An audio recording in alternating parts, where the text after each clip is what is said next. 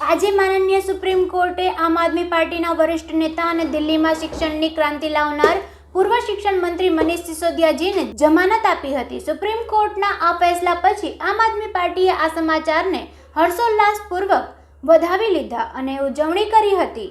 સુરત ખાતે આમ આદમી પાર્ટીના પ્રદેશ સંગઠન મહામંત્રી મનોજભાઈ સોરડિયા, સુરત મનપા વિપક્ષ નેતા પાયલબેન સાકરિયા, પૂર્વ વિપક્ષ નેતા ધર્મેશભાઈ ભંડેરી, ઉપનેતા મહેશભાઈ અણધણ, દંડક રચનાબેન હિરપરા સહિત મોટી સંખ્યામાં કોર્પોરેટરો અને કાર્યકર્તાઓ ઉપસ્થિત રહ્યા હતા અને મીઠાઈ વહેંચીને ઉજવણી કરી હતી। સુરત મહાનગરપાલિકાના પૂર્વ વિપક્ષ નેતા ધર્મેશભાઈ ભંડેરી આ દરમિયાન જણાવ્યું હતું કે દિલ્હીમાં શિક્ષા ક્રાંતિ લાવનાર મનીષ સિસોદિયાજીને સુપ્રીમ કોર્ટ તરફથી આજે 17 મહિના બાદ જામીન મળ્યા છે। આજે સમગ્ર આમ આદમી પાર્ટી તરફથી સુરતની તમામ ટીમ સુપ્રીમ કોર્ટનો આભાર માને છે।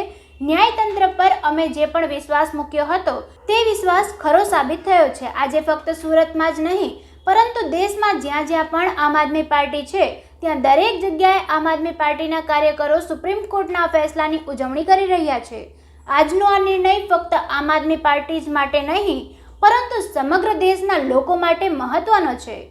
આજ રોજ માનનીય સુપ્રીમ કોર્ટે આમ આદમી પાર્ટીના રાષ્ટ્રીય નેતા, દિલ્હીના ઉપમુખ્યમંત્રી, દિલ્હીના શિક્ષણ મંત્રી કે જેણે ભારતીય રાજનીતિમાં શિક્ષણ ક્ષેત્રની ક્રાંતિનું જે નવસર્જન કર્યું એવા માનનીય મનીષ સિસોદિયાજી 17 મહિનાના જેલવાસ બાદ આજે માનનીય સુપ્રીમ કોર્ટ દ્વારા એમને જામીન આપવામાં આવ્યા છે। આમ આદમી પાર્ટી સમગ્ર દેશની અંદર જ્યાં જ્યાં પણ આમ આદમી પાર્ટીની ટીમ છે તે હર્ષોલ્લાસ સાથે ન્યાયતંત્ર ઉપર મૂકેલા આ વિશ્વાસને ખરો ઉતરતો જોઈ આજ રોજ સૌ સાથીઓ ખુશી મનાવી રહ્યા છે।